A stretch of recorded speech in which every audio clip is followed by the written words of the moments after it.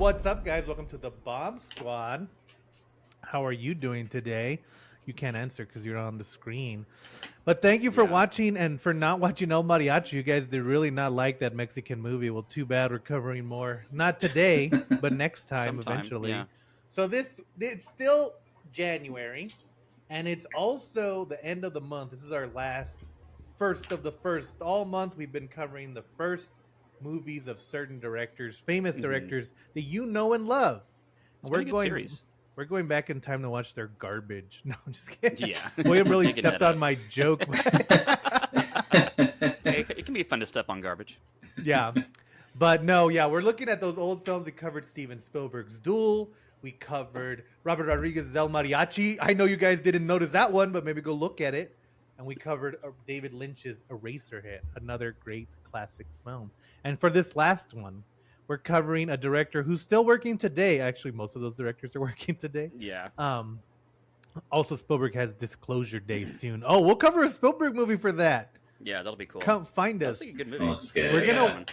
We'll cover a Spielberg movie for that, and we promise not to cover 1941 because nobody wants to watch that film. Yeah. We probably will. It'll be fun. But anyway, this director also has a movie coming out this week that you can go check out. So this might have spoiled it if you know what movie's coming out this week. But if not, you're going to find out what movie we're covering when we come back from the Bomb Squad. Hey guys, if you're liking this podcast, we'd really love for you to like and subscribe. And you want to continue to support the podcast, the best way to do it right now is to watch the movies that we've made.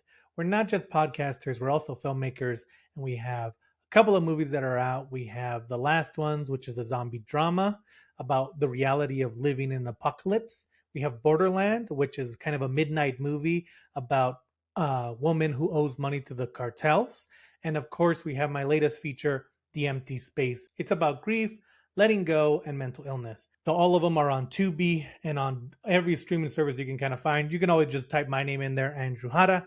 And The Last Ones and The Empty Space are on Screamify and Screambox, so go check those out. We'd love for you to watch those movies. We really appreciate it.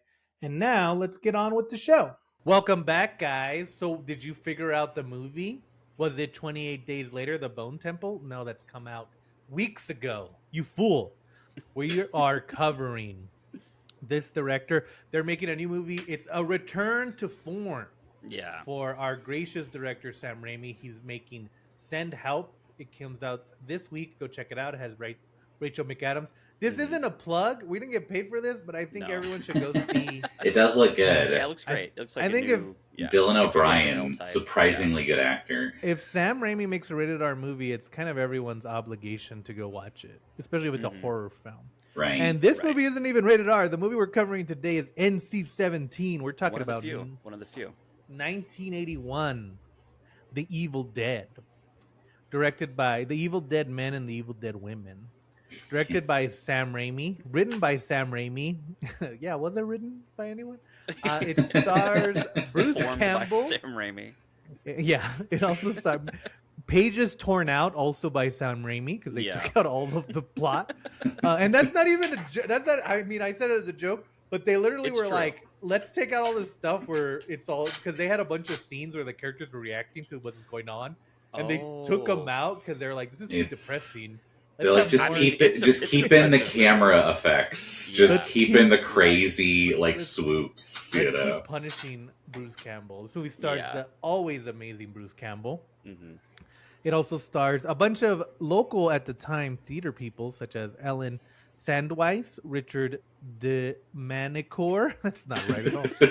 And Betsy Baker. Thank you, Betsy, for having such a nice name. Oh, also Teresa Tilly. And so I said, that's literally the entire cast. There's 5 people in this movie. Yeah. And then there's about a 25 fake Shemps so let's go into this movie. So Sam Raimi, he wanted to be a filmmaker since he was a little kid. As he was getting into high school, they kind of found this group, his best friend, a great chinned man named Bruce Campbell. They started acting together, and then they kind of started collecting more friends, which is kind of like a filmmaking thing. I feel like when you're in filmmaking, when you find out that it's kind of like you find out someone has sound equipment, you're like, oh, let's invite that guy to shoot our next movie. What's up, dude? So we don't have to shoot on microphones anymore. Then you find someone who has a camera, you're like, oh, let's ask that guy if he wants to help. And so that's what they were kind of doing. And so they were kind of making these films, and they were getting bigger and bigger. And then they made one film that was like 10 minutes, but it was very popular. And they were taking it around. They were in Detroit, Michigan. They were taking it around. I don't know if it was Detroit. I know it was Michigan. Josh? I mean, Detroit sounds right. Yeah. Because Yeah. that's where you go to like, because they went to like universities and stuff, right? Yeah. They were like showing it to college kids. Yeah, so they were showing it at colleges, and it was like $200, and they made $6,000 just by showing this like 10-minute short film that was shot on Super 8.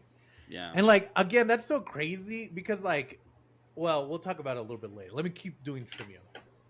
And then, so then they made this other film that was like 70 minutes, and it was like a comedy, but there was a horror sequence in there. And when Sam Raimi was showing it, he was like, "Oh, people really like this horror stuff." So he was like, "Let me write a horror movie." So then they made this concept short. It was about 30 minutes, kind of like our concept short, Followed. If Followed is out right now, go see it. If it's not, check it out. It's coming soon. Right now, it has not been completed. Yeah, Yeah. yeah. Send us $6,000 and you can Please. watch that shit right now, buddy. I'll show you a sneak peek. 25,000 maybe. So Adjusted. anyway, so they made this movie, and he was like, "Oh, people like they wanted to make this this horror short, or they wanted to make a horror movie." So they made this 30-minute thing. It was called Within the Woods, and they were just kind of going around like trying to pitch it to dentists, and like they literally said anyone who they thought had money. Like they even pitched it to grocery stores. Like they said the first showing was like in a grocery store that had been like turned off after hours, and they showed it to the owners of it. And so eventually they got like $80,000. Jesus Christ, guys. Which is in 1977 funds or 1989 or 1979 funds. That's like $1 billion. That's what Star Wars was made for. I don't know what that's not true at all. But and so they went out. The only place they could find a cabin was Tennessee. So they went to film in Tennessee. They thought Tennessee wasn't going to be cold for some reason, and so it was freezing. Oh, wow. They were like, they had a cabin that was like a real cabin, like a functioning cabin, but that fell through at the last second, which again, that's a problem that all filmmakers have, is locations falling through at the last second. Yeah, the minute you're in the car. Yeah, whether you have Burn After Read or One Battle After Another, or you've done Last Ones, locations will fall through.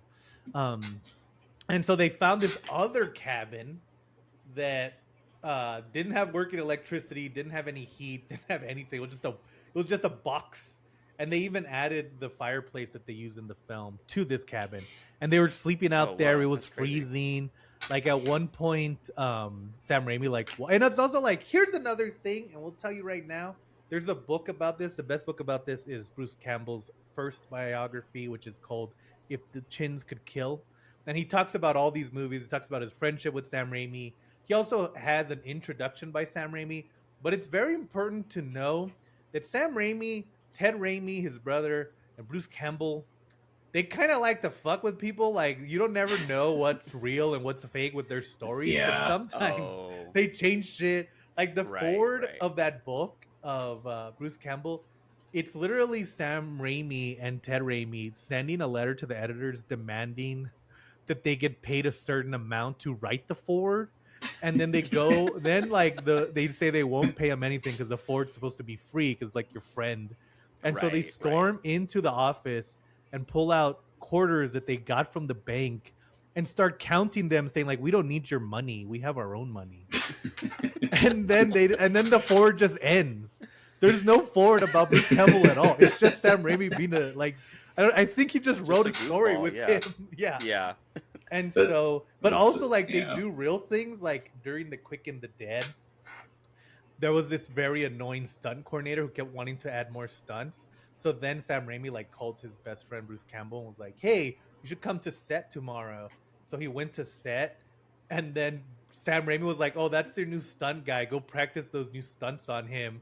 And he just sent this guy with Bruce Campbell to go practice stunts that were never going to be in the movie just to get him away. But like Bruce Campbell didn't agree to this at all. He just showed up and they were like, "Oh yeah, go with him and he'll show you." Yeah, check it out, dude. Just a series of pranks. That's almost the funny part is because when he talks about them growing up together, like the reason they got into movies is like they loved like the Three Stooges style, like three guys messing with each other, and you can tell Sam Raimi really loves that, Yeah. but is so good at making horror. He's like, oh, I can't make comedies, I have to make horror movies, you know. But yeah, he would be making the Three Stooges Part 50 right now if society had let him in the first place. Yeah. You know, has he ever just made a straight up comedy? Like, is there I don't anything think that he is has. Just... Yeah, I don't No. think so. It's always Well, got I mean- Drag Me to Hell kind of is, but that's like Yeah. also super horror. Yeah, I would say Darkman is because it's hilarious. Yeah. It's a very funny movie. But yeah, so then they made this movie, and then they like what they would do is they made it for, I think they shot for 12 weeks, which is insane even for a big budget movie. Yeah. And then they realized that they didn't shoot like a lot of stuff, so they would have to like save up for a week, go shoot, and then shut down and come back, then come back for 2 weeks and then shut down. So it's a very a pattern that we've seen in other films in this Yes. series too, for sure. The David Lynch way of filming. Yeah, yeah, Or the followed way of filming that we're gonna learn about soon when we talk about that movie eventually. yeah. And so then they eventually filmed it, or they finished it, and they were able to show it around. But then it was like really high on rentals, like it was very popular from the beginning because it's so unique, and we'll talk about that later. But then it got what was called a video nasty. So in the UK and in kind of Europe, there was these things called video nasties, and if your movie was labeled a video nasty, it was immediately banned. And because again, this movie's like NC-17, and there's so much blood in every single shot, they banned it, and it literally did not get unbanned until like 2004, I think is what I read. So it had uncut; it has not been That's unbanned crazy. since 2004. And so that's crazy that it's still banned in some places. There is one scene that everyone who's made this movie has regretted that probably is why it got banned. We'll talk about I but don't love we'll that get scene. there. Yeah. And so, and also, once we get there, guys, remember that the YouTube algorithm does not let us use a certain word. Yes. So keep that in mind when we're talking about that scene. And so, yeah, so that's all the trivia. There's so much more. I highly recommend reading If Chins Could Kill, because he just doesn't just go through Evil Dead. He goes through Evil Dead 2, Quick and the Dead, Congo. He goes through all his movies. Go check it out. And also, this movie, of course, led to Evil Dead 2, which another funny thing is that Evil Dead 2, they couldn't get the rights back to this movie. So if you watch Evil Dead 2, the first 20 minutes is just a remake of Evil Dead 2. And then it continues from there. Mm-hmm. So you don't really need to watch this movie to watch Evil Dead 2, but you should anyway. And then, of course, it went on to Army of put Darkness. all the plot in a very small introduction part. That's how much plot is in this movie. And then it went on Army of Darkness, Ash versus the Evil Dead, and then a bunch of Evil Dead remakes that are decreasing in value. And so here's the thing.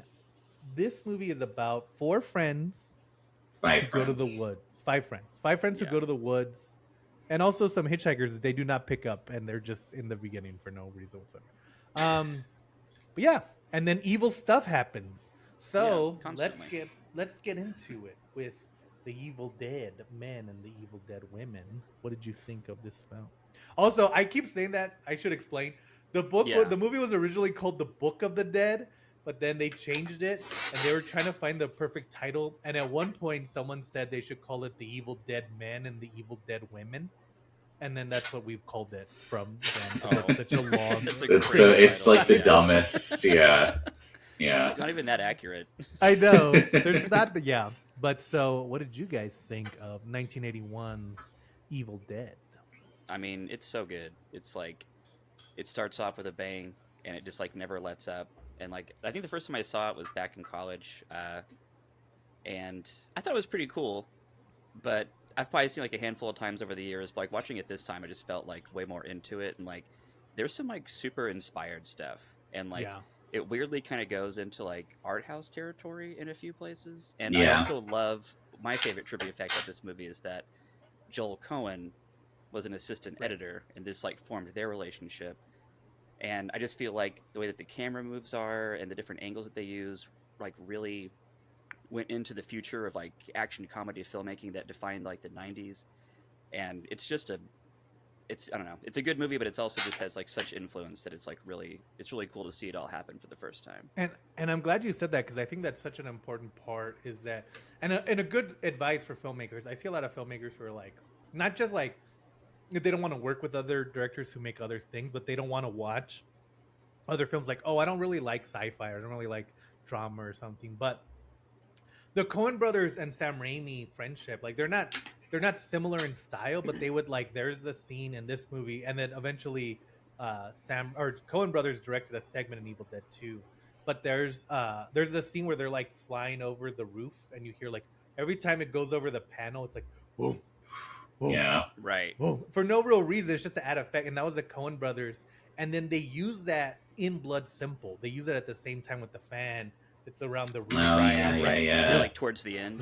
Yeah. Yeah. And yeah. it's Oh, like that's so cool. they took this horror element that works real good in horror and they added it to their crime thriller, and it works just as well because it's building that tension.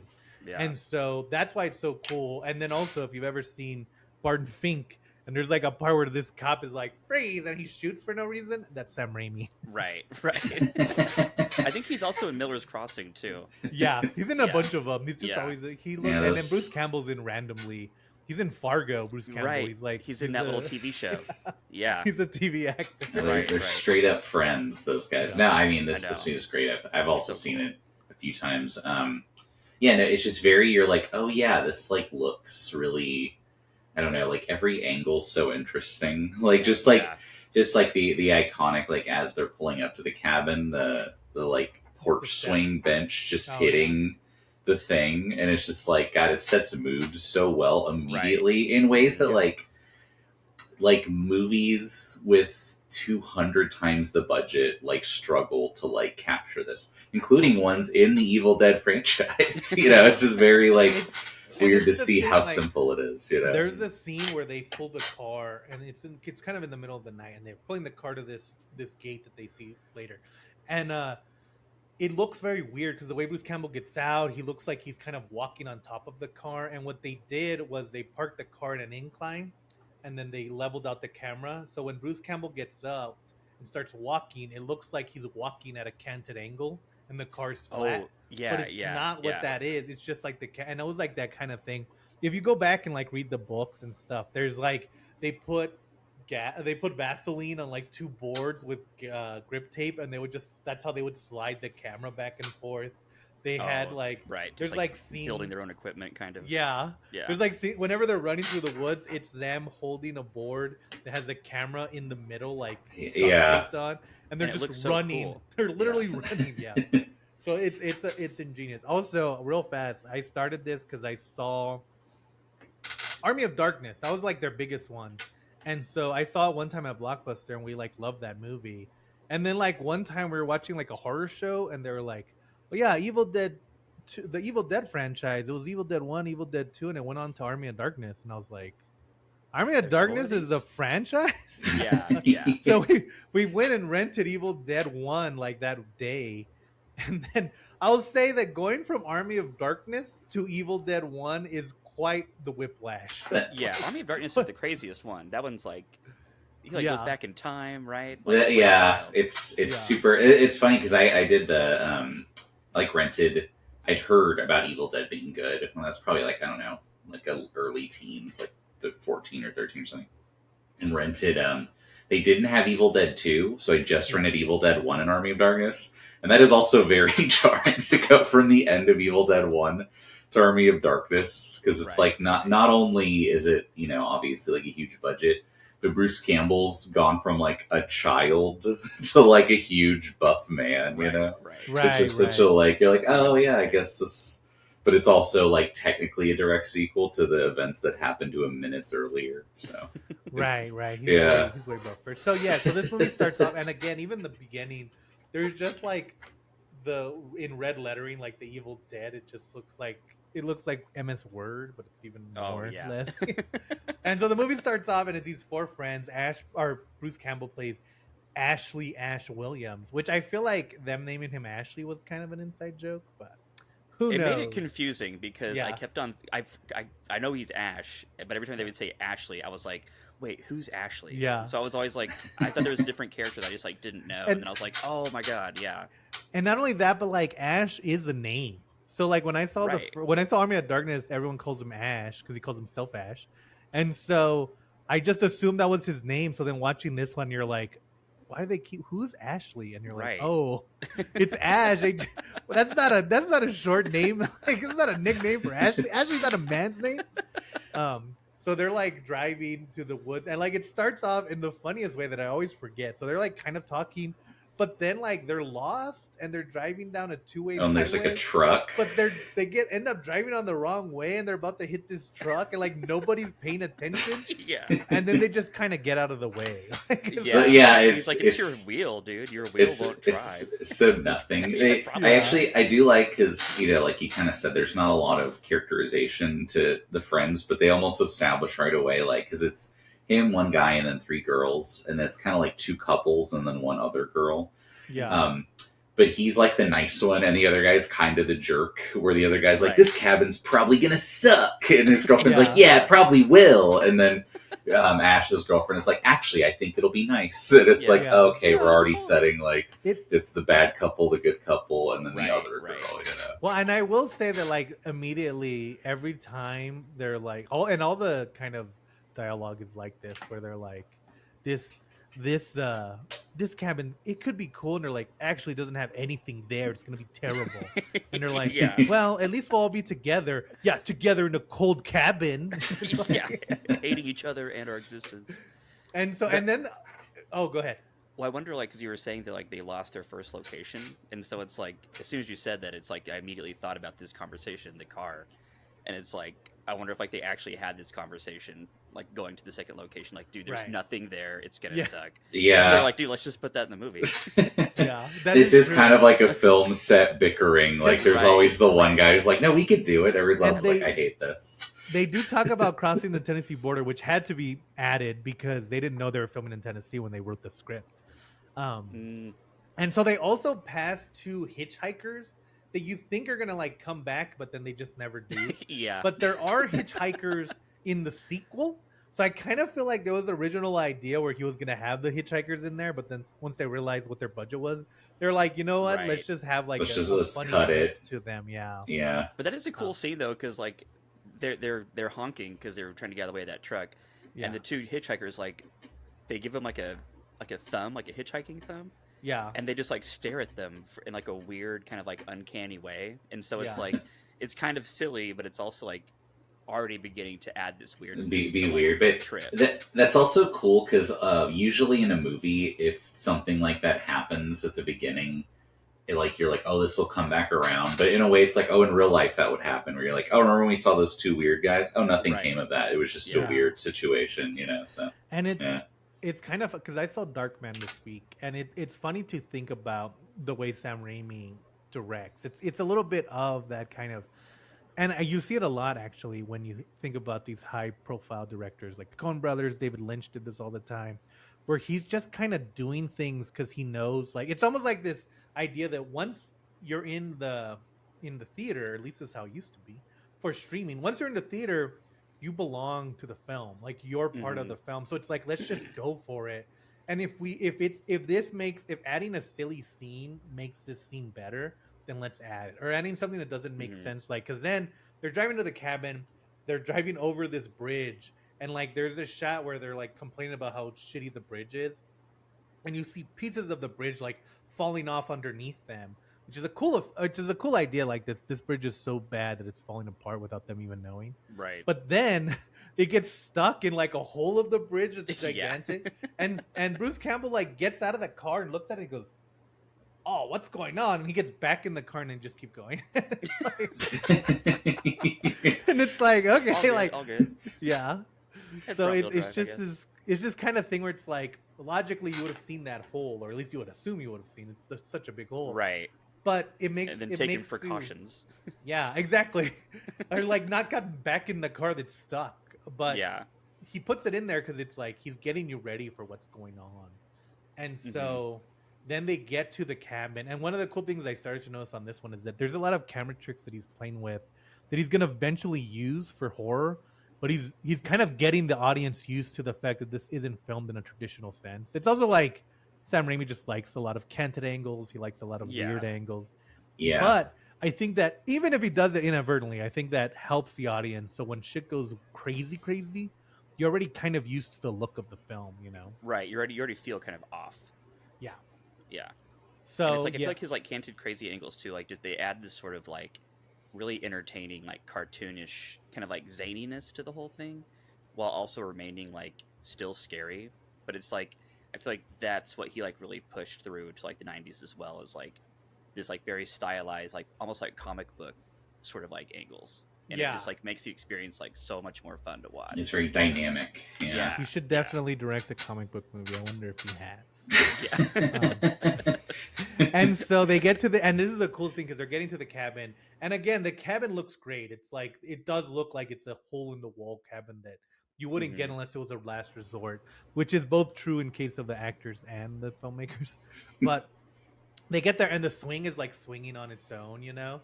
And it doesn't, and like it stops the minute the guy grabs the door key and then just stops. Then they go in, and this is like, and then like, and it's also funny because one of the girls is drawing and she's just drawing a picture of an old clock.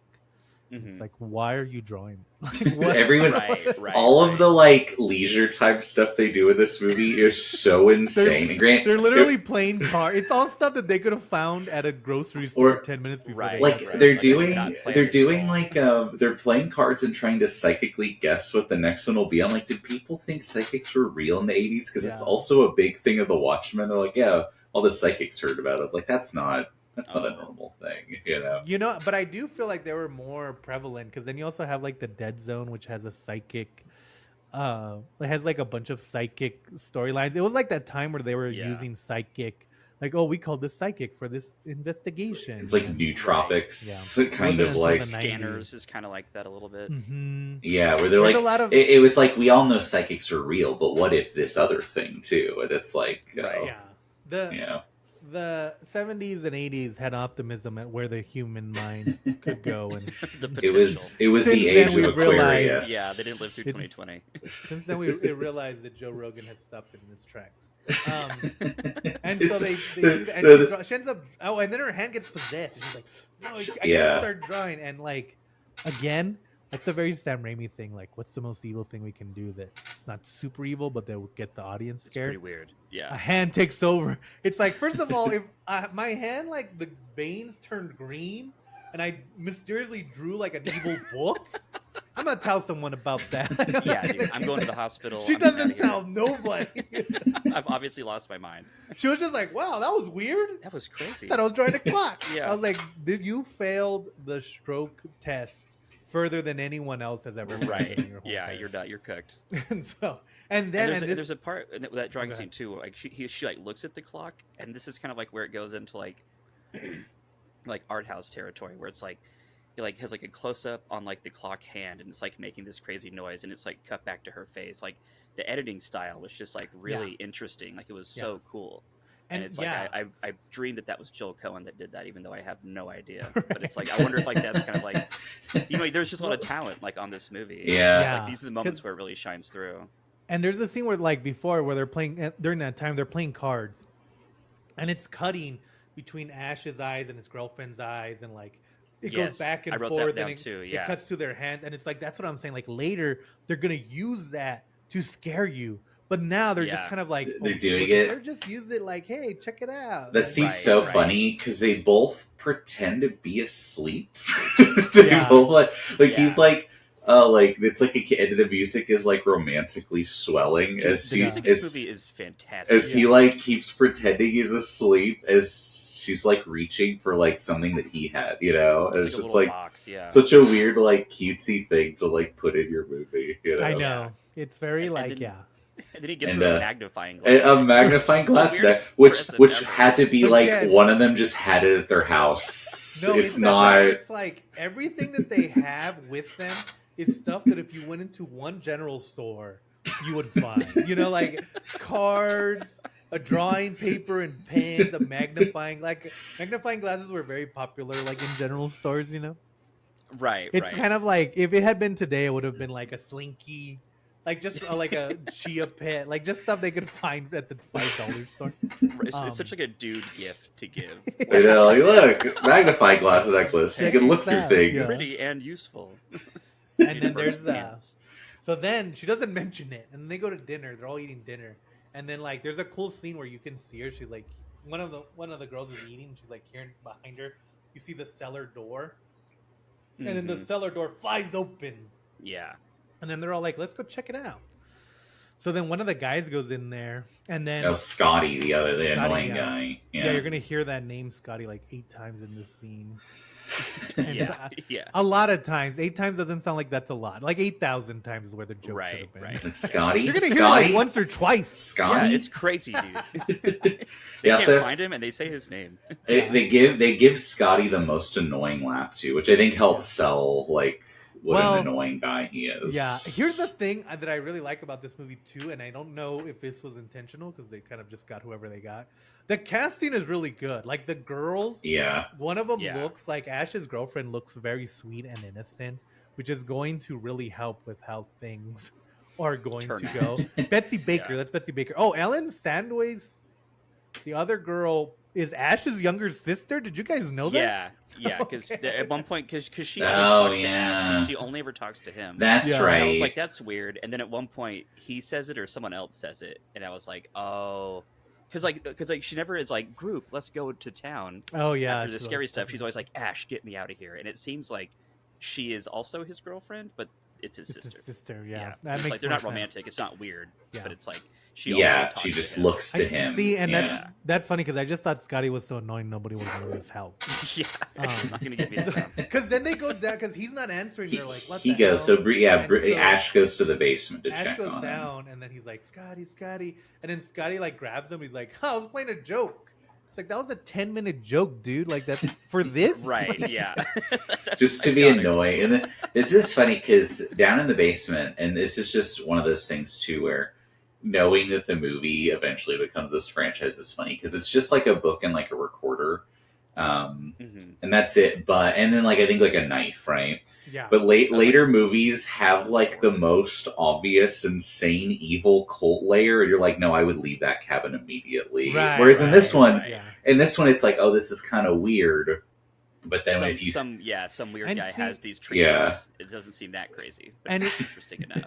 It's kind of funny because I think that's one of the things where like that's one of the cool things about independent films is that you have these kind of like none of the places we've seen, whether it was the Diner and Duel, this place, any location in El Mariachi, or even like Eraserhead's apartment, they're kind of going for these looks that look lived in, whether they are or not. Like David Lynch, obviously no one's living in that barn, literally, Yeah. but he makes it look like it doesn't look like you. This is a great example because you look at Evil Dead, the remake by Felipe Alvarez, which is a good movie. You should check it out. But Yeah. if you look at that one and this one, when they go into the basement, like that is a horror movie basement. There's like chains. it's hanging got off like the wall. hooks from the Right, ceiling yeah. with animals on them, and And- like Yeah, even and then like this one and even Evil Dead 2, they look very functional. Like it's almost like, or well, it looks like this is a house that was used and then someone brought this evil book there. It doesn't look Yeah. like this was a house that was built to contain an evil a book, murder cult. which Yeah, is what the other ones Right. kind of look like. Mhm. And so, but I think that makes it creepier because it's like, how did this book get here? What did we Mhm. like? What's going on? Like, and And it's at if- the corner of a different room in the back Yeah. of the basement, like it's 'Cause- hidden away. if Josh was right, like if you go into the house and there's like chains and like blood hanging off of hooks and stuff, you're like, you know what? Right. Let's go check Not for out that me. Waffle House. But yeah. I'm gonna stay at a hotel. Yeah. Actually, I'm let's not. go fight I'm at the not- Waffle House. Yeah, no one's gonna notice. But if you go into this room and you see a book, but the rest of the shed just looks like a shed or basement, you're not gonna be like, oh, this is an evil book for sure. You're gonna be like, what the hell is this book? Let me look through it. You know? Right. And I so would. yeah, exactly. So they start playing this tape because there's a tape recorder, and it starts like this demon incarnations. They haven't done the famous lines from Evil Dead 2 and 3 yet. The Clatu Nuratu Victu. It's just Yeah. random like talking. Just, And then yeah. Cheryl's like, no, stop that, turn it off. Right. And then a tree branch breaks through the window, and they're like, what the hell? In a And big so- way. It's yeah. a big accident. It's Yeah. very large. But it's also like they're always like, oh man. Exactly, yeah. Like and like the annoying guy's like, why is she freaking out, dude? Like we could have it's just some words on a tape. It's But- like, did you see the tree that flew through? To be science to be fair to him, this is still just some weird things he keeps doing that later when stuff is going so bad. He's like, let's not panic. It's like, what are you talking about? There's a Right. So much is going wrong. There's a lot of parts where they just kind of like take a moment when they really shouldn't be taking a moment. They're like, let's just let's get some sleep. It's like we're not getting sleep today. Yeah. You know. Sorry. So then Cheryl's like freaked out. She's like the only one who's taking any of this seriously. And so she hears a noise and then she goes outside. And then this is one of the most infamous scenes. It's also the scene that got it unrated and also got it banned in a lot of countries. And it's also a scene that Sam Raimi himself says he kind of regrets putting this scene in there. But I do think it's we'll talk about the merits of it. But so she goes out there and then the forest literally comes alive and starts attacking her.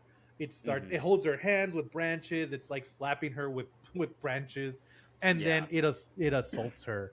And that's where Sam Raimi said he shouldn't have done that. But I don't think it needed to necessarily be that kind of assault. But I think that because up until this point, and it's the thing again with independent films that you don't get with a lot of mainstream films, like almost never, is that with an independent film, if you're showing it in a film festival, people are going to see it who might not even know what the movie's about. Like they might not have any information. And that's like one of the cool things about putting your film into a film festival. Like I went to go see Superman, I kind of knew what that movie was going to be about, or like or even the substance, because you've seen a trailer, you've seen the poster, you have an idea. But at a film festival, you've maybe seen a poster, or maybe it's just the next movie showing in that theater, and you're not leaving. Right. And so I think that this scene is good because up until this point, it's been kind of like it could be ghosts, it could be nothing, it could be someone going crazy. You don't really know what's going on, and you also don't know what kind of horror film this is going to be like. Maybe this is like an Ernest Scared Stupid kind of like it's kind of supernatural, but it also feels like that does happen to him too in Ernest Scared Stupid.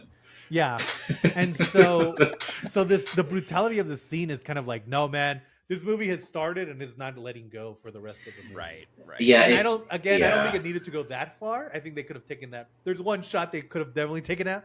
Yeah. Yes, 100%. It definitely does kind of put you in a different headspace for the rest of the movie that the movie lives up to for the rest of the run. That is true, but it's also like later someone else goes and is attacked, and they're just normal attacked in the woods, not assaulted that way. So it's just also like just have it like hit, like try to kill them. It doesn't need to do this. You know? That's kind of what the remake does a little bit. Yeah.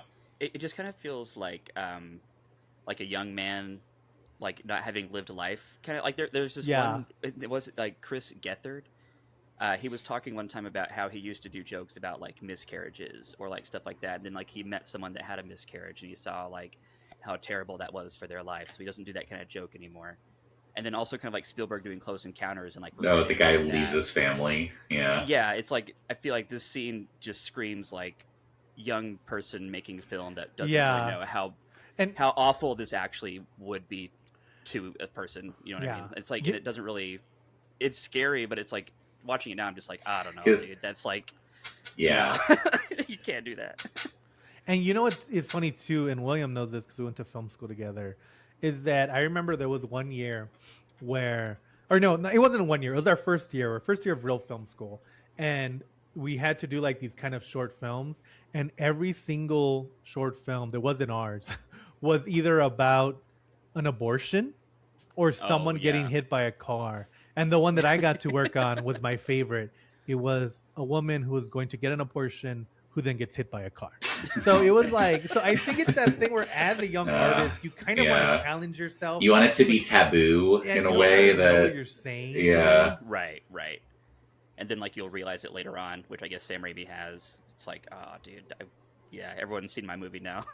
Take it back. I know. Imagine like, so imagine putting something in your film that's like a little bit embarrassing and you get super popular and then everyone loves it, you know? I mean, everyone wants to see it and you're like, yeah, you might want to fast forward through one little shot.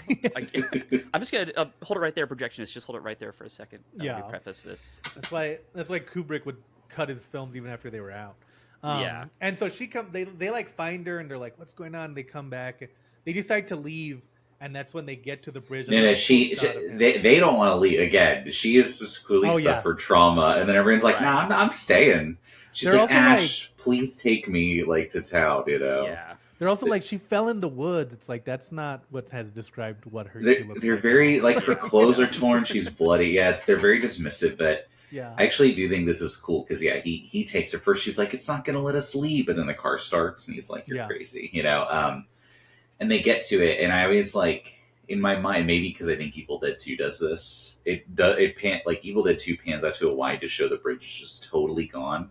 But in this one, they actually do really well at showing kind of what it would be with like lighting. You know what I mean? Like it looks really good. Like like the way they have like the bridge, like the metal, like framed, like kind of twisted and stuff. So cool. Yeah. Yeah. It looks, like, way more expensive than the budget that they had. Yeah. It's really impressive in a way. Yeah.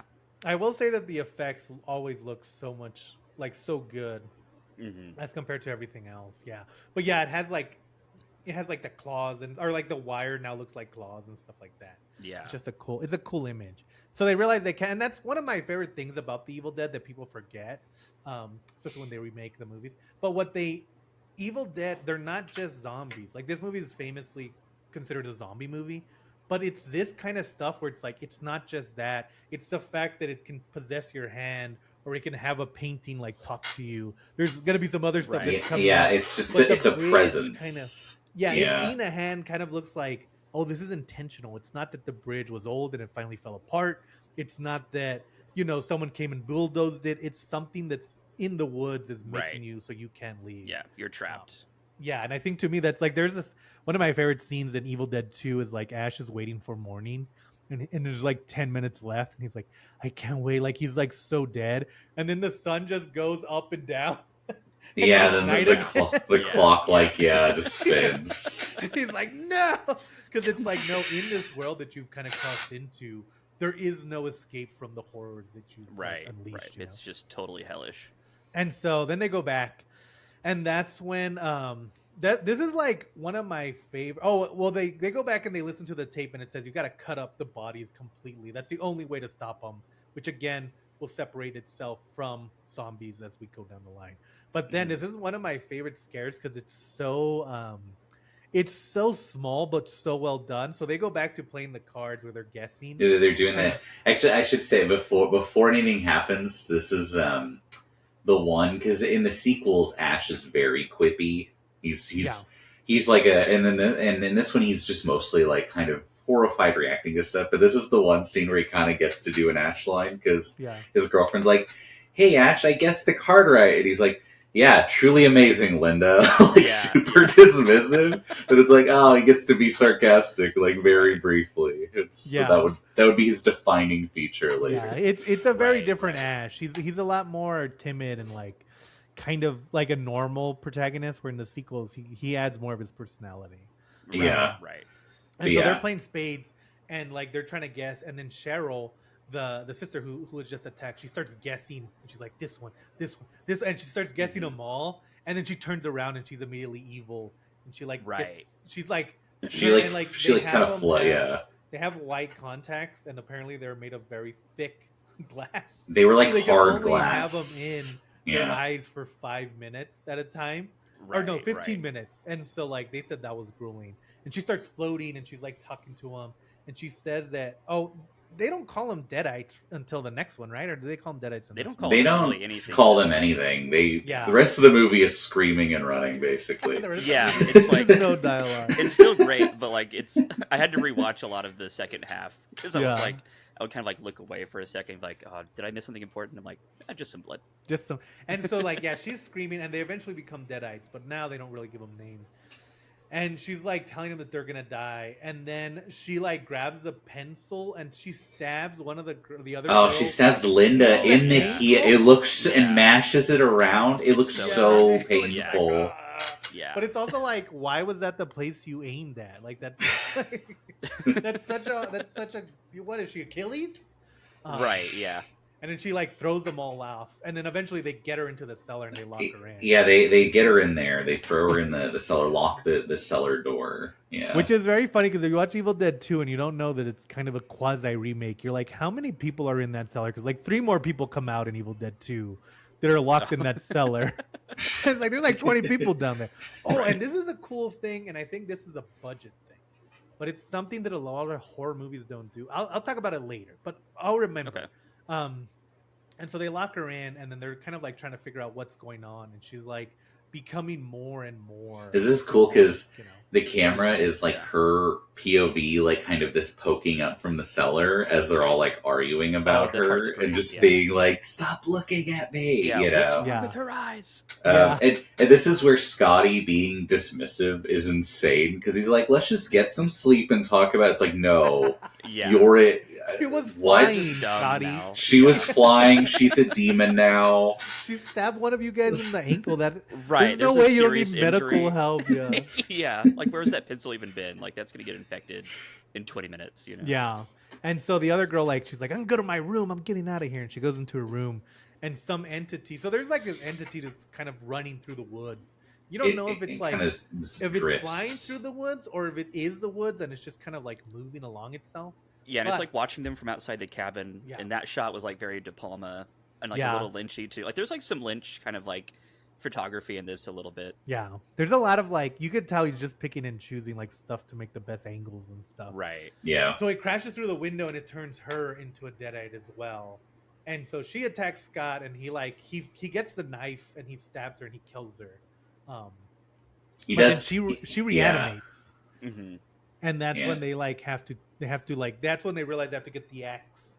It's also like, what a fun idea to be like, oh, the only way to kill them is to Just destroy chop their them up. body. Brutalize That it. is Yeah. like From a crazy. filmmaking Take it to perspective, 11. Yeah. That's 'Cause just like a very fun thing to It add. like, to- and this is like a crazy because a lot of this is just like cool effects, but like, cause it's like trying to like choke him or whatever, and then, he has the knife. He partially cuts through its hand to get away, and then Yeah. seemingly just to taunt them, it bites through the rest Yeah. of its hand Dude, for just a to while. like. and it takes so long. Just And to mess with them, Yeah. just to be like, look, I don't care, This is you great. know. What are you they're guys gonna do about it? understandably disgusted because why would you do? And Yeah. then, but it's cool because Scotty takes the knife and the hand and stabs her in the back, and she's like Yeah. trying to get it. It is very like What if Three Stooges possessed you as a demon? Right, Yeah. Because right. it's just like, it's a funny scene in context where she's like trying to get it and she's like trying to grab her own hand. Yeah. And then that's like Oh. what goes into her back. Yeah. Yeah, so they finally do dismember her, and then Scott is like, he's trying to find a way back at that point. That's where he's like, I'm gonna try to find a way to town, right? Yeah, he's like, I'm out of here. Like, I don't care if like what we have to do. Just like leaves. Yeah. He actually, it's funny because he comes back within a couple minutes, but it kind of seems like a lot of time has passed. I wonder if that's like when a lot of stuff was cut because it's like he leaves. Right. Oh, Then Bruce for Campbell sure, goes for to sure. like check on The other Linda. girl, Linda. Yeah. and then he like checks. This is a cool scene too because he's like, well, let me check her wound, and it's normal. And then within seconds, it's like turned black. Yeah. And she like Right, wakes up right. like as like a deadite, you know. Yeah. Yeah. And then a minute later, Scotty comes back all like bloody and is like, the woods attacked me. And Right. I'm gonna die. that's yeah. kind of when I wonder. I'm like, okay, I think maybe That they would cut make some sense. Something larger larger, scene. Yeah. Because there's a part where, so like and then he dies and he says the wood's not gonna let him escape. And then Mhm. that's when he fights with Linda. This he is because stabs her. first Linda doesn't do anything but just sits there for like a long Yeah, time and she's doesn't so do anything violent, yeah. and it's more creepy than her like attacking him. And Yeah, that's she's like sing-songy and stuff. and see, Yeah. and that part is so cool because her that's what I was saying about the casting. Like she has really big rosy cheeks, which makes her look Mhm. very cute. But then when they turn her into a deadite, it's like it's all warped. Like they put like red streaks on her cheeks, so she just looks like super Right. super evil. It's like he's taking all these kind of their best qualities and turning it against each other. You know? Yeah. Just distorting reality. There's also Yeah, and and again, I really like this about that is that they're taunting like, "You're gonna die, Ash." Like they're constantly Right. taunting him. Like the cool thing about the Deadites that separates them from zombies is that they have fun with it. yeah they They're having they a do good this. They do this a lot too in like the later ones where briefly she turns back and then his sister in the basement also turn back to normal Yeah. and they're like, we feel okay now, we have to get out of here. It's like, and it's always a trick. It's never like really like it. Yeah, they so. never want to. They're never better. Which is- Right. Except in the one where the girl actually somehow figures it out. oh yeah, Well, she to be escapes. fair, in Evil Dead 2, Ash does figure it out. He just fights it by- off pretty early. Just by yeah. seeing a cross, yeah. He sees the magnifying glass necklace, doesn't he? Oh, Isn't it yeah. that? Oh, I was thinking about part 2 when that also happens to him. Ash kind of gets turned into a Deadite a lot, and he's like the only one who can just kind of shrug it off every single he's- time. he's- he has Special boy. he has Yeah. pure force of will. You do get the sense that it targets you based on like how confident you are. In a weird, it's like, are you confident that you could fight it off? And it like targets them Yeah. like in order of weakness. The kinda. weakness, yeah, and that makes Yeah. sense too because they kind of like Ash. I mean, especially in the sequels, he's always like the least scared one. But so it's almost like maybe they're attacking him based on how much fear they have, especially in this first one.